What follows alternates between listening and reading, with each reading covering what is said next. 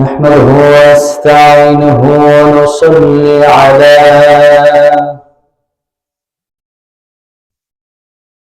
ونصلي على رسوله الكريم.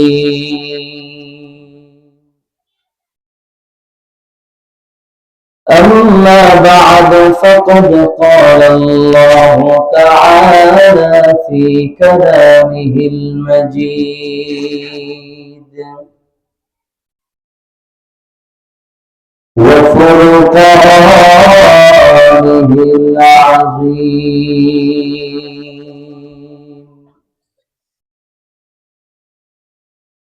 সকলে মহাব্বতে জবান খুলে পড়ুন আউযু বিল্লাহি মিনাশ শাইতানির রাজীম।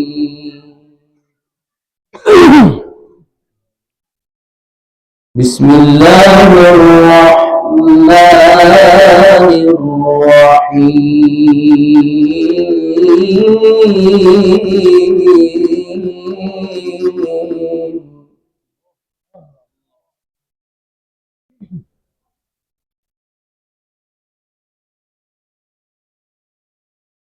ألا إن أولياء الله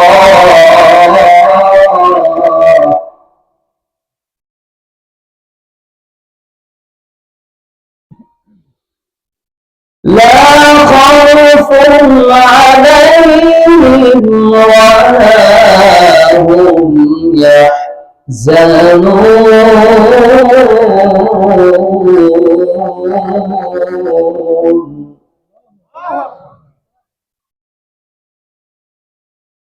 الذين آمنوا وكانوا يتقون.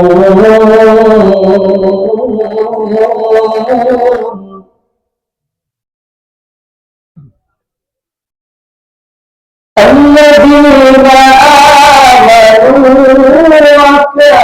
وكانوا يتقون.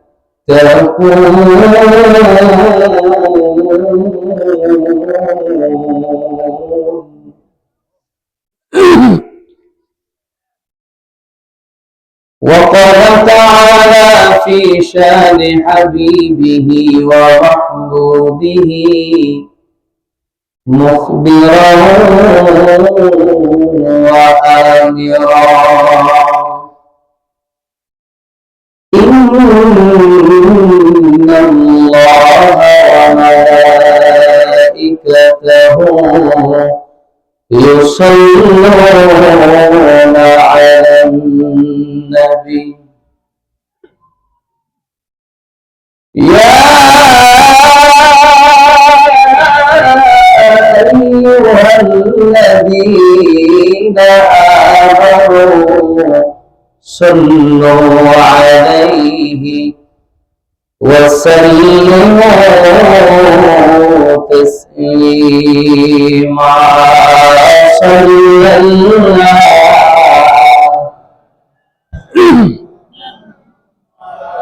محبت بولو صلى الله عليه صلى الله على محمد صلى الله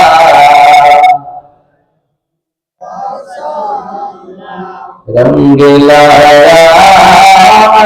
जहां में सईदे अबरार से गुलशने आलम उजाला गुलबने असवार से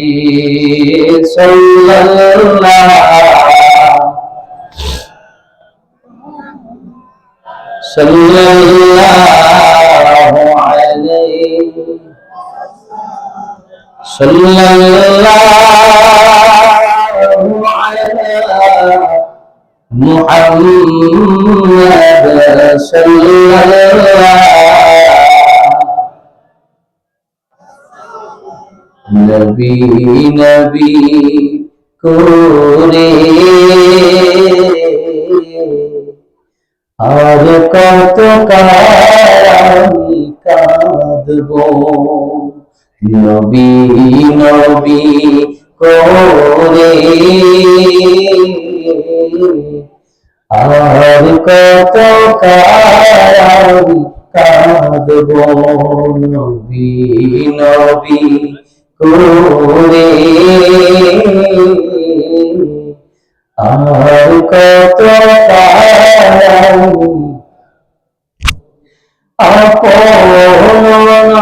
আপনি কবে জানি আপনি কবে জানি আপনি কবে জানি নবীকে আমি দেখব নবী নবী করে আর কত আমি কাঁদবো নবী নবী করে আর কত আমি কাঁদবো বলাগাল মাওলা كشف الدجى بجماله حسنت جميع خصاله صلوا عليه وآله لا إله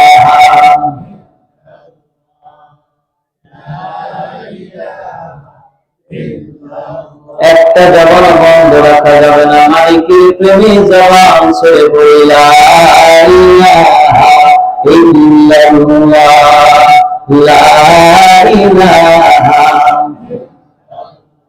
কাউকে বানাইলা সলিলুল্লাহ তুমি কাউকে বানাইলা কালিমুল্লাহ আমার মায়ার নবীকে বানাইলা তুমি মায়ার নবীকে বানাইলা তুমি তোমার প্রিয় হাবিবুল্লাহ লা ইলাহা বলুন লা ইলাহা হাসবি রব্বি জাল্লাল্লাহ মা ফি কলবি গায়রুল্লাহ নূর মুহাম্মদ সাল্লাল্লাহু ইলাহা আল্লাহ আল্লাহ আল্লাহু লা ইলাহা ইল্লাহু আল্লাহ আল্লাহ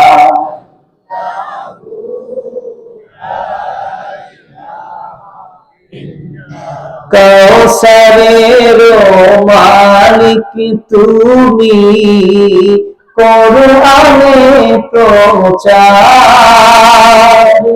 অধমের পিলাইও অধমের পিলাইও হাসর মাজার নবীজি আল্লাহ আল্লাহ আল্লাহ লা ইলাহা মুহাব্বত আল্লাহ আল্লাহ আল্লাহ লা ইলাহা ইল্লাল্লাহু লা ইলাহা ইল্লাল্লাহ লা ইলাহা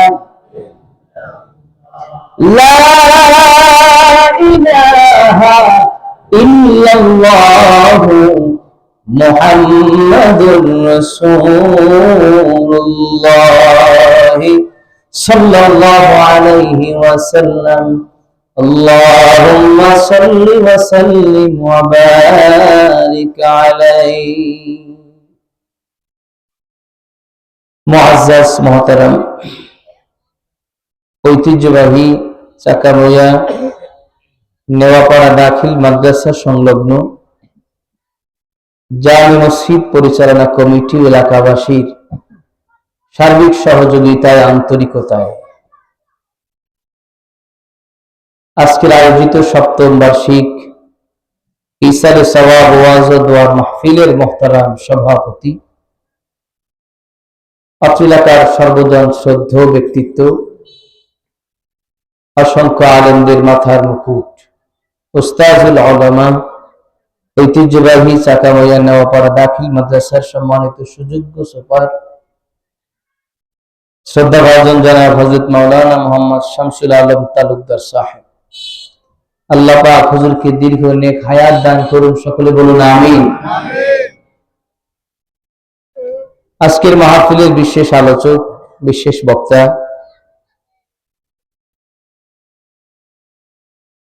এই চাকাময়া নেওয়াপাড়া জামে মসজিদের সম্মানিত সুযোগ্য ইমাম ও খতিব, সুমধুর কণ্ঠের অধিকারী, বিশিষ্ট আলেমে দ্বীন জনাব হাফেজ মাওলানা মুহাম্মদ জাহিদুল ইসলাম সাহেব।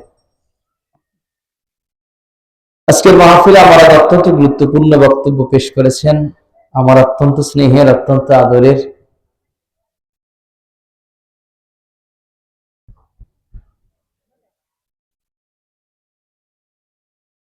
ইতিমধ্যেই যিনি সারা বাংলাদেশে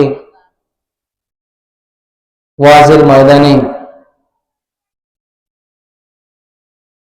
খেদমতের আঞ্জাম দিয়ে যাচ্ছেন, যুব সমাজ, তরুণ সমাজের হৃদয়ের ভিতরে জায়গা করে দিচ্ছেন, বিশিষ্ট আলেমে দ্বীন হযরত মাওলানা মুহাম্মদ আবু ইউসুফ সিদ্দিকী সাহেব, যারা গুরুত্বপূর্ণ আলোচনা করলেন, আল্লাহ পাক সকলের ইলমে আমলে আরো বরকত দান করুন, বলুন আমিন। আজকের মাহফিলের যিনি পরিচালনায় রয়েছেন জনাব হযরত মাওলানা শোয়েবুর রহমান সোহাগ তালুকদার সহ মাহফিল পরিচালনা কমিটির দায়িত্বশীল ব্যক্তিবর্গ, বিশেষ করে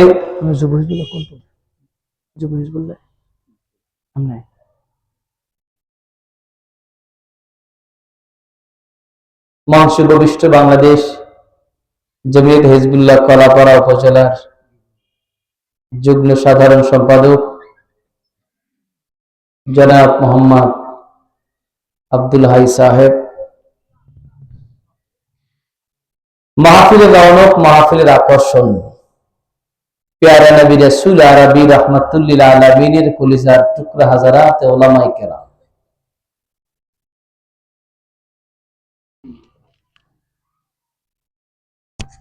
বাংলাদেশ জমিয়তে হিজবুল্লাহ চাকাময়া ইউনিয়নের সম্মানিত সভাপতি মহোদয়, বিভিন্ন পর্যায়ের দায়িত্বশীল ব্যক্তিবর্গ, আমার সামনে উপবিষ্ট আমার পিতৃতুল্য মুরব্বিয়ানে এজম, আল্লাহ প্রেমিক, রসুল প্রেমিক, অলি প্রেমিক, দ্বীন প্রেমিক, মসজিদ মাদ্রাসা মাহফিল প্রেমিক, সমবয়সী কলিজার টুকরা যুবক ভাইরা, কষ্ট স্বীকার করে দূর কাছ থেকে আগত সর্বস্তর দিনদার মুসলমান ভাইরা, মাইকের আওয়াজ যত দূর পর্যন্ত পৌঁছায়, বিভিন্ন পরিবেশ থেকে শ্রবণরত পর্দানিশিনা শ্রদ্ধা মা ও বোনেরা, আলোচনার প্রারম্ভে সকলের খেদমতে আবার একটিবার ইসলামিক সম্ভাষণ। আসসালামু আলাইকুম ওয়া রাহমাতুল্লাহি ওয়া বারাকাতুহু। আপনারা কেমন আছেন?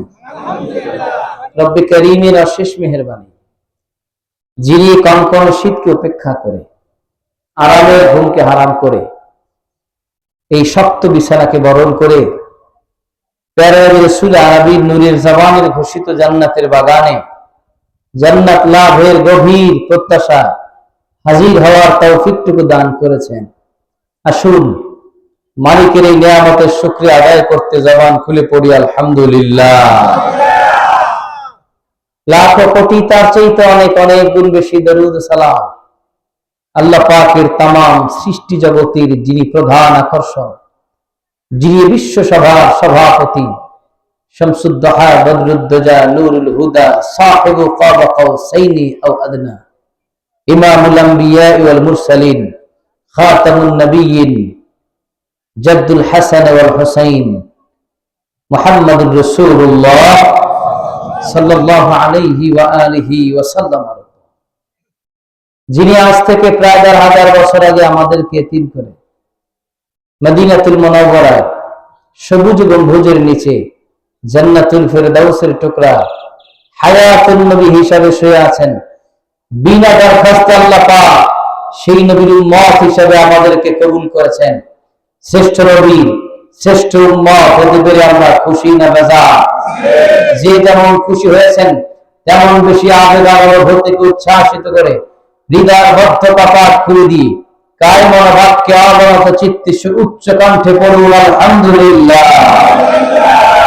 হাত করে বলি আল্লাহু আকবার, জবান ছেড়ে বলি আল্লাহু আকবার, নারে তাকবীর, নারে রিসালাত।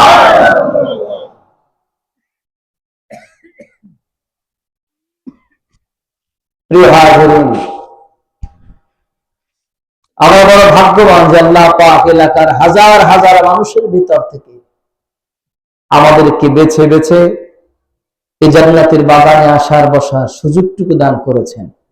আসুন আমরা আবার একবার মহাব্বতে পড়ি আলহামদুলিল্লাহ। প্রিয় সুধী, আল্লাহ রাব্বুল আলামিন এই জগতের মাঝে আপনাকে আমাকে পাঠিয়েছেন। এই দুনিয়াতে আগমন হয়েছে থাকতে না যেতে, বলুন না। দুনিয়াতে আগমন হয়েছে কি থাকার জন্য না যাওয়ার জন্য?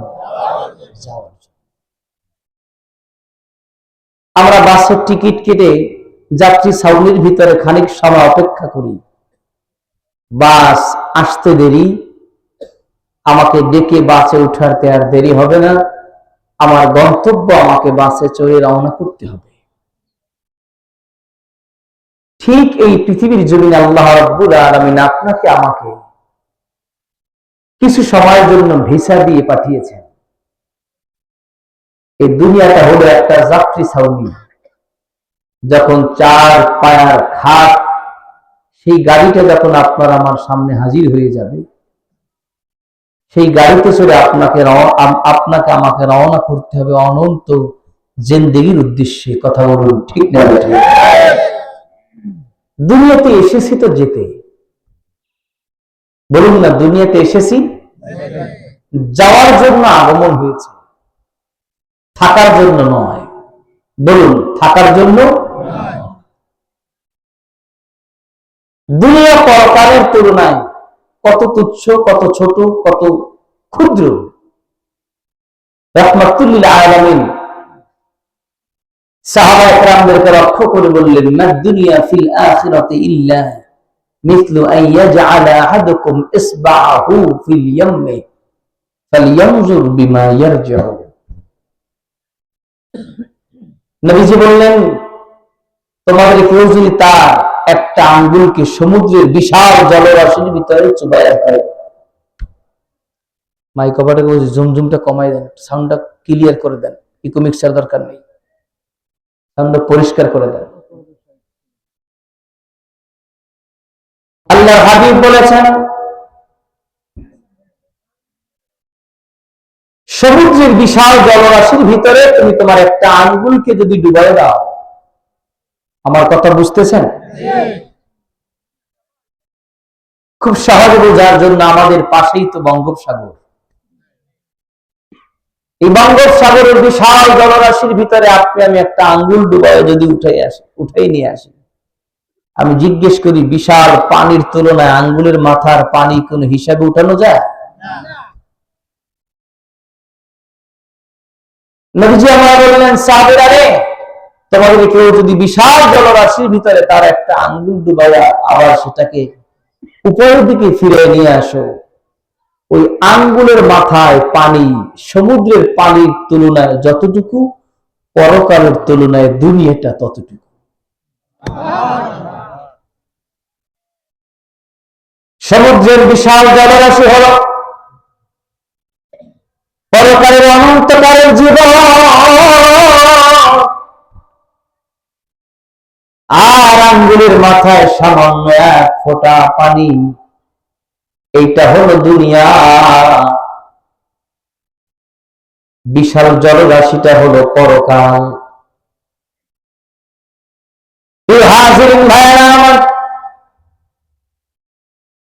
বিশাল জলরাশির তুলনায় সামান্য এক ফোঁটা পানি যেভাবে ওজন করা যায় না, অনন্তকালের পরকালীন জিন্দেগির তুলনায় এই দুনিয়ার হায়াতে জিন্দেগিটা সময়টা হিসাবেই তোলা যায় না।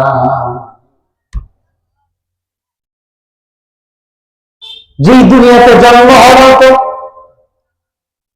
10, 15, 20, 30, 50, 60, 70, 100 বছর পর্যন্ত হায়াত শুরু আছে তো শেষ হয়ে গেল, কিন্তু এমন একটা কাল আপনার আমার জন্য অপেক্ষা করতেছে, সেই কাল তার শুধু শুরু আছে।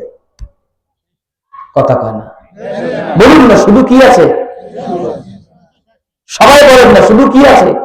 শুধু শুরু আছে, কিন্তু কি নাই? শেষ।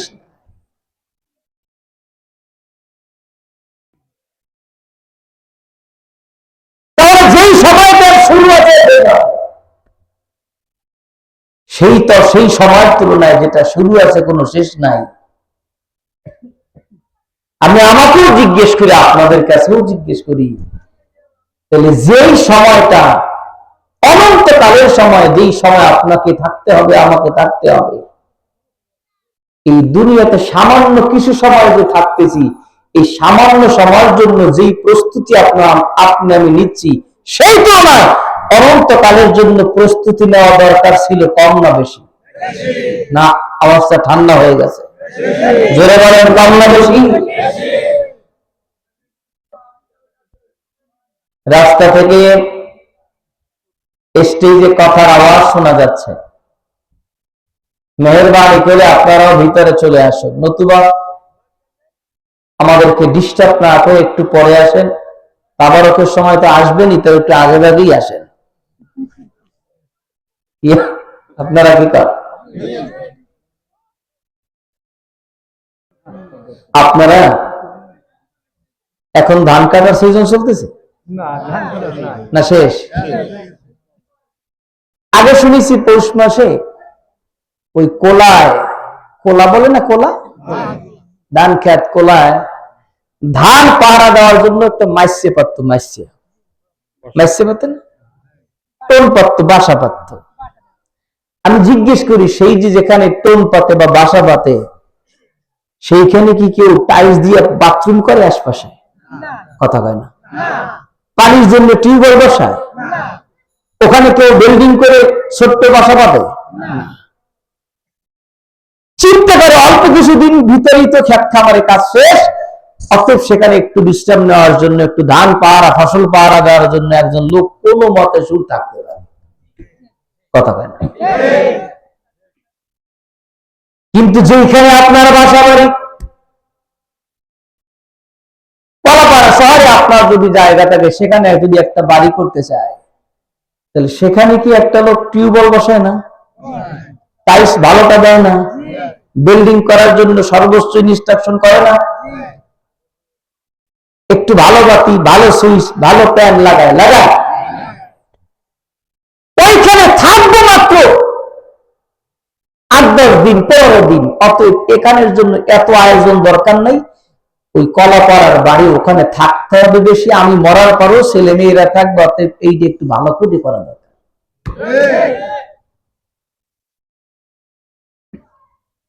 তাহলে দুনিয়ার জমিনে সামান্য সময়ের জন্য আসা, যেদিন জন্ম হয়েছে ডান কানা যার হয়ে গেল, বাম কানে জামাত হয়ে গেল, জন্মের সাথে সাথে মসজিদের ইমাম সাহেব আমার কানে আজান, বাম কানে কামড় দিয়ে আমাকে একটা অ্যালার্ম দিয়ে দিয়েছেন। কি সেই অ্যালার্ম? আপনাদের এলাকার মসজিদে যখন আজান হয়, জোহরের আজান, আজানের আধা ঘন্টা পরে কামত হয়। কামতের 10 মিনিট পরে জামাত শুরু হয় না সাথে সাথে? বলুন, সাথে সাথে না? মসজিদের ইমাম সাহেব আপনার আমার কানে আজান দিয়ে বুঝাই দিয়েছে, রে মালিকের গোলাম, এই দুনিয়ার জমিনে আগমন তোমার হয়ে গেছে, ডান কানে আজান হয়েছে, বাম কানে কামাত হয়ে গেছে, এবার শুধু তোমার জানাজার নামাজ বাকি। এই ইকামতের পরে সামান্য 2-1 সেকেন্ডের পরে যেভাবে জামাত শুরু হয়, তুমি নিশ্চিত থাকতে পারো ক্ষুদ্র ক্ষুদ্র পরকালের তুলনায় 2-1টা সেকেন্ডের জন্য আল্লাহ তোমাকে দুনিয়াতে পাঠিয়েছেন। অতএব এসেছো, যাওয়ার জন্য প্রস্তুতি না। কথা ঠিক না? এই জন্য অনন্তকালের প্রস্তুতি নিতে হবে কি মরার পরে না আগে? বলুন না, মরার পরে না আগে? জান্নাতের চাবি কি? কথা কয় না। জান্নাতের চাবি কি? জান্নাতের চাবি হলো নামাজ। সেই জান্নাতের চাবিটাকে কালেকশন করতে হবে কি মরার পরে না আগে? তাহলে যারা সপ্তাহে 1 ওয়াক্ত নামাজ পড়ে,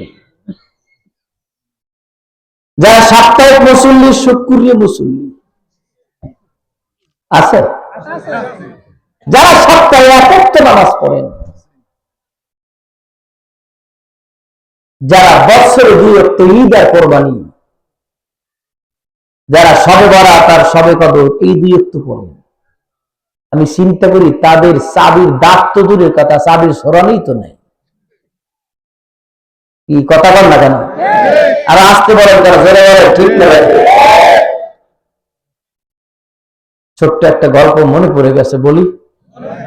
3 বন্ধু রওনা করেছে ঢাকাতে। কলাপাড়া থেকে উঠছে রাত্র 8টায় 9টায় গাড়িতে উঠছে, তো ঢাকা থেকে পড়ছে রাত্র 2:30 3টায়। এখন কই যায়, কাকে ঘুম থেকে জাগায়? তো 3 দোস্ত চিন্তা করলো, দেখি আশপাশে হোটেলে কোথাও একটা রুম টুম নেওয়া যায় কিনা। হোটেল একটা পেয়েছে, বলেছে ভাই আমাদের একটা রুমের ব্যবস্থা করে দেওয়া যায়? ব্যবস্থা তো আছে, তবে রুমটা হলো 45 তলায়। দুঃখজনক সংবাদ, বিদ্যুৎ না থাকার কারণে লিফট বন্ধ, ওঠা লাগবে হাইটা। হাঁটতে হাঁটতে 45 তলায় যায়, একটু যদি বিশ্রাম নিতে পারেন। 3 বন্ধু চিন্তা করলো, যা করে মালিক, 3 বন্ধু 3টা গল্প বলবো, 3 গল্প শুনতে শুনতে ইনশাল্লাহ 45 তলায় যাওয়া। প্রথম বন্ধু গল্প শুরু করলো একটা রাজনৈতিক গল্প। এমন মজা দিয়ে গল্প শুরু করছে, গল্প বলতে বলতে বলতে বলতে চলে গেছে 30 তলায়। কয় তলা বাকি আছে? কয় তলা? মাত্র 15 তলা।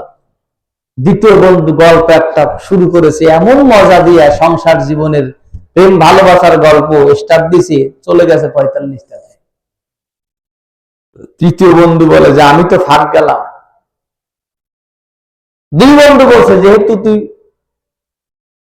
উপরে তালায় যাওয়ার কোনো কায়দা নাই, তুই দরজার সামনে বসে একটা গল্প শুনেই আমাদেরকে ঢুকা ঘরে।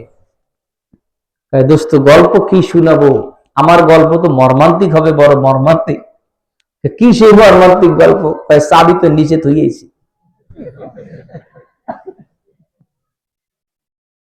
কি চাবি কোথায়? 45 তলার তলে নিচে থুইয়েছি চাবি, রিসিপশনে থুইয়েছি চাবি। আমার ভাইরা, বন্ধুরা, বাবাজিরা, গল্প শুধু গল্পের জন্য নয়, যেহেতু এইটা দুনিয়া, 45 তলার উপর থেকে যদি রিসিপশনে কল করা হয়, হয়তো চাবিটা আমার উপরে নেওয়া যাবে। একজন কষ্ট করে নিচে আসলে হয়তো বা চাবিটা আবার সংগ্রহ করে 45 তলায় নেওয়া যাবে। লিফট যদি ঠিক হয়ে যায় আবার নিচে এসে চাবিটা নেওয়া যাবে। কিন্তু রে দোস্ত, কিয়ামতের ময়দানে যদি সিদ্ধান্ত হয় বান্দারে তোর চাবি নেই, তো চাবি নেই, যাবি কই? সেদিন ফেরেশতাদের কাছে বলার সুযোগ নাই, ও মালিকের ফেরেশতারা একটু সুযোগ দাও, সুযোগ দাও, দুনিয়াতে যাইয়া একটু চাবিটা লইয়া আসি। সেই সুযোগ কিয়ামতের দিন আর কাউকে দেওয়া হবে না। অতএব জান্নাতের চাবি কালেকশন করতে হবে, কামাই করতে হবে কি দুনিয়াতে না পরকালে? বলেন না, কামাই করতে হবে কি মরার আগে না পরে?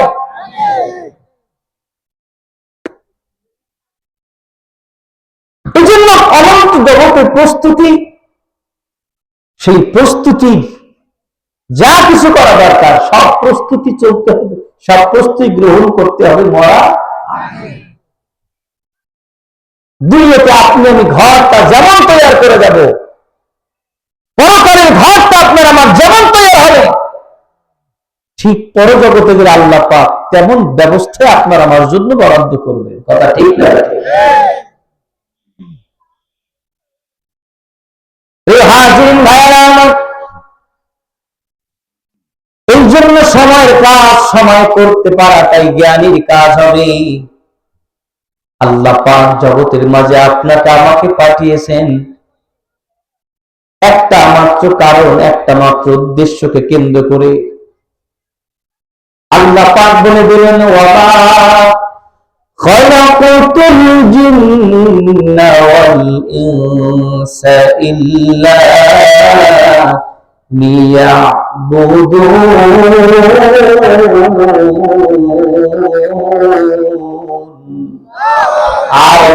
আল্লাহু আকবার।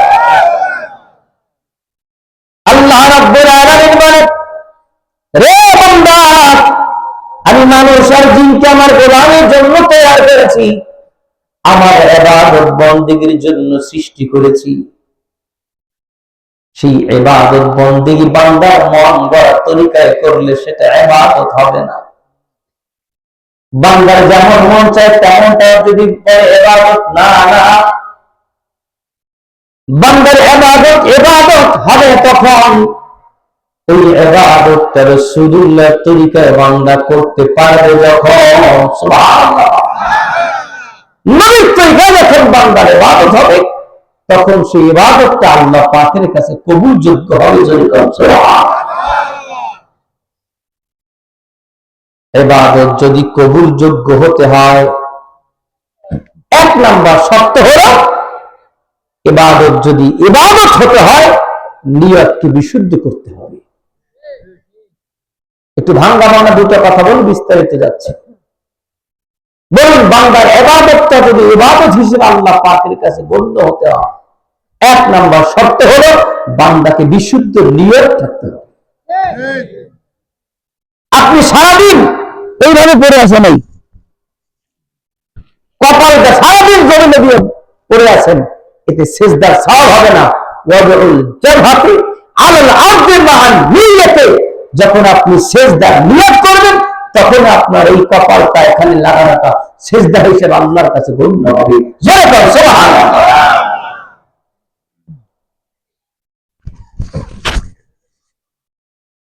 যে ইবাদত আল্লাহ পাকের কাছে কবুল যোগ্য করাতে চাই, এক নাম্বার শর্ত আমাদের নিয়তটাকে পরিশুদ্ধ করতে হবে, খালেস নিয়তে গোলামি করতে হবে। আল্লামা বদরুদ্দীন আইনি রাহমাতুল্লাহ আলাইহি বলে দিলেন, যদি বান্দাটা নিয়তকে বিশুদ্ধ করে ইবাদত বন্দেগী করতে পারে, সেই ইবাদতের মাধ্যমে আল্লাহ পাক খুশি হয়ে বান্দাকে আর বান্দা রাখে না, বান্দাকে আল্লাহর বন্ধু বানায় দেয়। পিছিয়ে ভাইরা রাত না করলে আরো জোরে কান সুবহানাল্লাহ।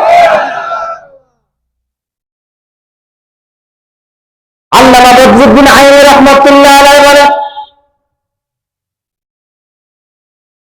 বান্দা নিয়তকে বিশুদ্ধ করার কারণে দুনিয়াবি কোনো কাজ যখন বান্দাটা করতে থাকি, বাহ্যিক দৃষ্টিকোণ থেকে মনে হয় যেন বান্দাটা দুনিয়াবি কাজ করছে, কিন্তু নিয়তটা বিশুদ্ধ থাকার কারণে আল্লাহ পাক দুনিয়ার কাজটাকেও বান্দার জন্য ইবাদত বানায়।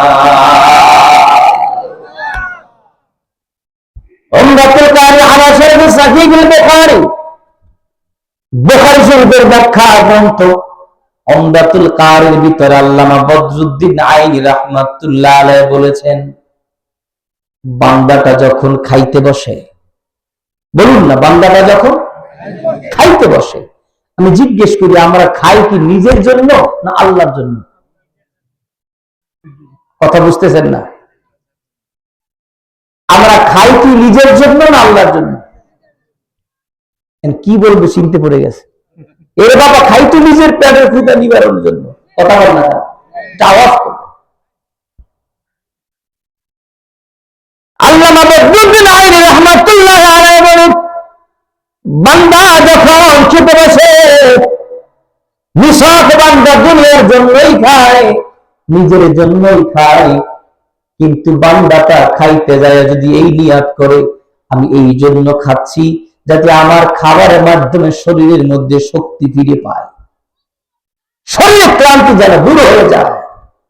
বান্দা যদি নিজের ক্লান্তি দূর করার উদ্দেশ্যে শক্তি সঞ্চার করে আল্লাহ গোলামের জন্য খেতে বসে, বান্দাটা যতক্ষণ খাওয়ার ভিতরে থাকে আল্লাহ পাক টোটাল সময়টা বান্দার জন্য ইবাদত বানিয়ে দেয়।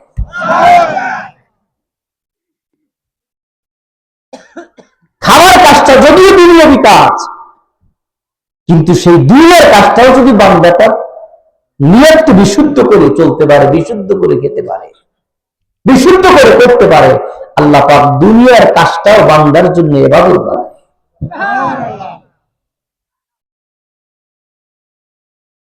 আল্লামা বদরুদ্দিন আইনি রাহমাতুল্লাহ আলাইহি বলেন,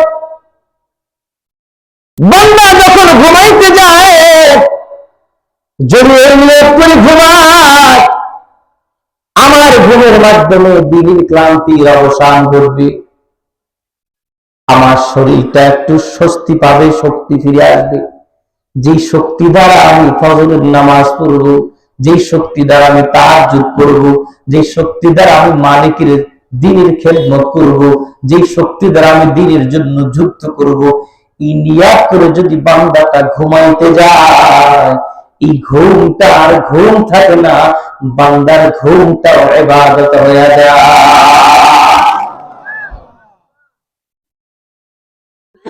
তিন নম্বর হলো,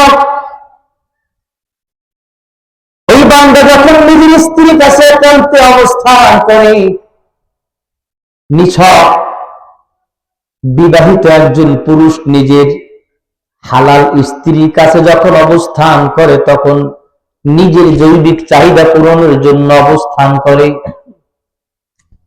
কিন্তু আল্লামা বদরুদ্দিন আইনি রাহমাতুল্লাহ আলাইহি বলেন, না না, ওই যুবক যদি এই নিয়ত করে আমি আমার স্ত্রীর কাছে একান্ত অবস্থান করতেছি যাতে আমার চরিত্র হেফাজত হয়, আমার চোখ দুটা যেন অন্য নারীর দিকে চলে না যায়, রাস্তাঘাটে চলতে চলতে যায় কত নারীর চেহারা সামনে পড়ে যায়, না না, আমার এই চোখ দুটা যেন নিয়ন্ত্রণ থাকে, আমার জৈবিক চাহিদা যেন হালাল পন্থায় যদি আমি জৈবিক চাহিদা পূরণ করতে পারি, এর মাধ্যমে আমার চারিত্রিক বিশুদ্ধতা আসবে, ইবাদতের ভিতরে একাগ্রতা চলে আসবে, আমার ঈমান মজবুত হবে। এই নিয়ত করে যদি বান্দাটা নিজের স্ত্রীর কাছে একান্ত অবস্থান করে, যতক্ষণ সময় নিজের স্ত্রীর সাথে স্বামী অবস্থান করবে, স্বামী স্ত্রীর সাথে অবস্থান করবে, স্ত্রীর স্বামীর সাথে অবস্থান করবে, আল্লামা বদরুদ্দিন আইনি রাহমাতুল্লাহ আলাইহি বলেন, এই স্বামী স্ত্রীর এই মধুর আলাপনের সময়টা তখন দুনিয়াবি আরাম আনন্দ শান্তির জন্যই শুধু হয় না, এই টোটাল সময়টা আল্লাহ পাক দুইজনের জন্য ইবাদত বানায় দেয়। আল্লাহু আকবার।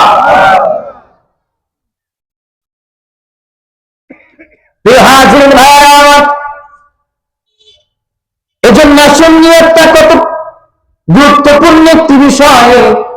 ইবাদত বন্দেগী তো করতেছি, কিন্তু নিয়তটাকে যদি বিশুদ্ধ করে ইবাদত করতে না পারি,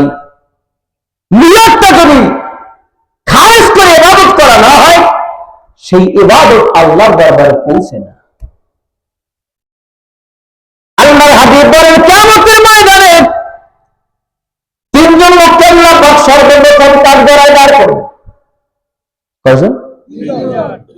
এক নম্বর ব্যক্তি হলো যাকে আল্লাহ পাক সম্পদ দান করেছেন, বিশাল সম্পদের মালিক। দেখা যায় দুনিয়াবি হাইসিয়ত লোকটা মসজিদে 1 লাখ, মাদ্রাসায় 1 লাখ, অমুক জায়গায় 10 লাখ, কথা কয় না, দান করে না, অনেক সম্পদ দান করতেছে আর মানুষটাকে বাহবা দিচ্ছে। লোকটা বড় দানবীর, লোকটা সম্পদ শুধু ব্যয় করতেছে, বিশাল দানবীর মানুষ। নবী আমার বলেন কিয়ামতের ময়দানে এমন একজন দানবীরকে দাঁড় করানো হবে, দাও আমি আল্লাহ সম্পদ দিয়েছিলাম, সেই সম্পদ তুমি কোন পথে ব্যয় করেছ? সেই দানবীর বলবে আল্লাহ তাআলা আপনি আমাকে সম্পদ দিয়েছেন, আমি সেই সম্পদটা দ্বীনের জন্য ব্যয় করেছি, ইসলামের জন্য ব্যয় করেছি। মালিক বলবেন না না না, কাযাবতা ইয়া আব্দি, রে বান্দা তুই যা বলছো তো ডাহা মিথ্যা কথা কইছ, একদম পাক্কা মিথ্যা কথা বলছ। তুই দুনিয়াতে দান করছিলি পাবলিক খুশি করার জন্য, কথা কর না, বলেন না ঠিক না ঠিক? পাবলিক খুশি করার জন্য বিশাল নারায় তাকবীর দিবে তোর নামে, সবাই তোর নামে সুনাম সুখ্যাতি ছড়াবে। হিন্দুরা পর্যন্ত বলবে হুজুর কত ভালো, আমাগো মন্দিরে পর্যন্ত হুজুরে টাকা দিছে, ভোট হুজুরের দিব না কেরে দিব, কথা পায় না। এই হুজুরকে যে ভোট দেওয়া দরকার, চিন্তা করতেছি দুনিয়াতে দান করলাম, কত টাকা পয়সা দান করলাম, কিন্তু ও মালিক আপনি আমার অন্তরে খবর নিয়ে ফেলছেন। আল্লাহ পাক বলবেন ও গোলাম, তুই আমার কাছে বলতে চাও তুই আমার সন্তুষ্টির জন্য দান করছ? না না না, তোর কলবের খবর জগতে যার কাছে থাকে তিনি আমি আল্লাহ। ইন্নাল্লাহ আলিমুম বিযাতিস সুদূর,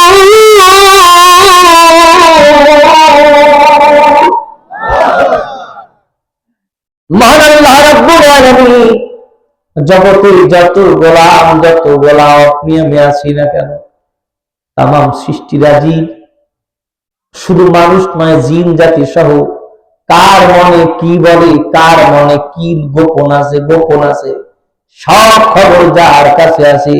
আওয়াজ দিয়ে বলুন তো তিনি কে? অনেকে হাত জাগে না, ক্যাটকুলিতে ঠান্ডা লাগার ডরে হাত জাগে না, বলেন তো তিনি কে?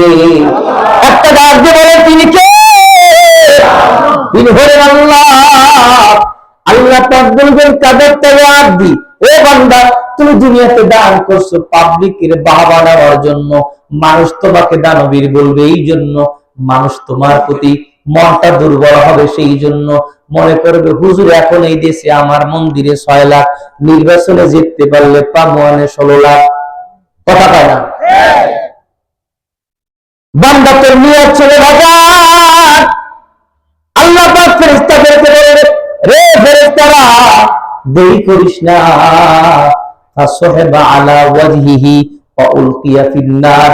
তখন আল্লাহ পাক ফেরেশতাদেরকে বলবেন এইটারে তাড়াতাড়ি উপর কইরা চেহারা দেখি হাসরের ময়দানে ঘসতে হাসরায়া আল্লাহ পাকের ফেরেশতারা ওই দুনিয়াদার দানবীরকে জাহান্নামে নিক্ষেপ করে দিবে। কারণ দেশে হাতে কলব, নিয়ত কি হাতে না কলবে? কথা বলেন না, নিয়ত কি ওটা? নিয়ত তো হয় কলবে। এজন্য ইমাম বুখারী রাহমাতুল্লাহ আলাইহি বুখারী শরীফের 8ম পৃষ্ঠার মধ্যে বড় চমৎকার করে ব্যাখ্যা করে দিলেন, আন-নিয়াতু ওয়া হিয়া ফি'লুল কলব। হে জগৎবাসী, নিয়ত হলো কলবের জিনিস। বুঝলেন নিয়ত কোথার জিনিস? আমরা তো খালি মসজিদে যে নাওয়াইতু সাল্লিল্লাহি তাআলা আল বারাকাতি সালাতি সুন্নাতু সাল্লাল্লাহু মুতাজিন ইলাজাতিল কাযিদ আল্লাহু আকবার, কথা কয় না? এটা হলো মুস্তাহাব আমল, কিন্তু নিয়তের মূল জায়গা মুখে নয়, নিয়তের মূল জায়গা বুকে। কথা বলে? আপনি জোহরে আযানের পরে নামাজের প্রস্তুতি গ্রহণ করেছেন, গায়ে জামা পরে, মাথায় টুপি পরে, সুন্নতি পোশাক পরে, বগলের তলায় যায় নামাজ একটা নিয়ে মসজিদ রওনা করছেন। কি মসজিদে যে জোহরের সময় যে রওনা করছেন নাকি তাহাজ্জুদের নিয়ত করিয়া? কথা বলে না। নাকি তাহাজ্জুদের নিয়ত করছেন? আপনি নিয়ত করেছেন জোহর করবেন, এটা মুখে বলেন নাই, আপনার কলবের মধ্যে এত অটোমেটিক নিয়ত হয়ে গেছে, যেটা পারি ঠিক না ঠিক। নিয়তের জায়গা হলো কলব। নবী আমার বললেন, ইদাল তাকাল মুসলিমান বিসাইফাইহিমা, দুইজন মুসলমান, একটু এটি খেয়াল করবেন, দুইজন মুসলমান পরস্পর অস্ত্র দিয়ে কোপাকুপি লাগাই দিছে, অনেক সময় ঝগড়া হয় না? নিয়তের বিষয়টা বোঝানোর জন্য নবী আমার বললেন, ইদাল তাকাল মুসলিমান বিসাইফাইহিমা, দুইজন মুসলমান অস্ত্র দিয়া পরস্পর যুদ্ধ লাগাই দিছে।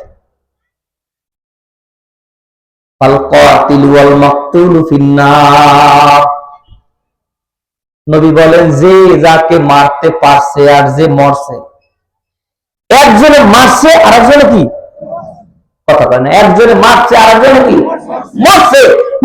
যেটা মারছে আর যেটা মরছে, দুইটা জাহান্নাম।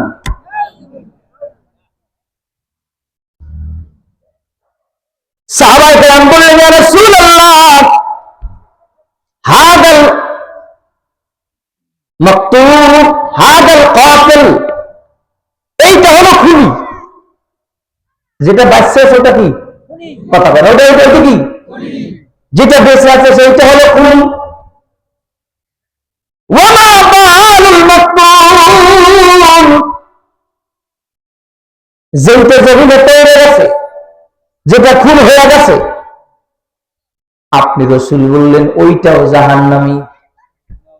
এই ব্যাপারটা বুঝে আসলো না, ওটায় কোপাইয়ে মারছে বুঝি এটা খুনি, এটা জাহান্নামে যাবে, কিন্তু যেইটাই মরছে সেইটাও তো আপনি রাসূলের ঘোষণা, সেইটাও জাহান্নামে যাবে। কারণটা কি? কারণটা কি? একজন খুন করছে আর একজন খুন হয়ে গেছে, আপনি বললেন আল কাতিল ওয়াল মাকতুল কিলাহুমা ফিন্নার, যে মারবে যে মরবে দুইটাই জাহান্নামে জ্বলবে। আল্লাহর হাবিব বললেন, ফাইন্নাহু কানা হারিসুন আলা কাতলি সাহিবিহি, ও সাহাবীরা, যেই লোকটা মরে গেছে এই লোকটার হাতেও কিন্তু একটা রামদা ছিল, বগিধা ওর হাতেও একটা ছিল, ওটাও চেষ্টা করছিল, কোপ দিতে চেষ্টা করছে, কিন্তু কপাল খারাপ, গায়ে শক্তি কম, আড্ডার কোপ খাইয়া মইরা গেছে। ও খুন করতে চাইছিল কিন্তু নিয়ত কলবে ছিল, খালি প্র্যাকটিক্যালে করতে পারে নাই। যেটা মরছে সে মারতে চাইছিল, কথা বলে,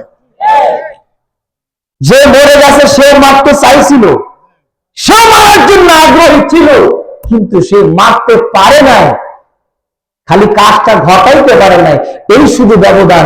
কিন্তু দুইজনের নিয়ত ছিল একজন একজনকে হত্যা করা। এবার বলুন, নিয়তের জায়গা কি হাতে না কলমে? বলুন না, হাতে না কলমে?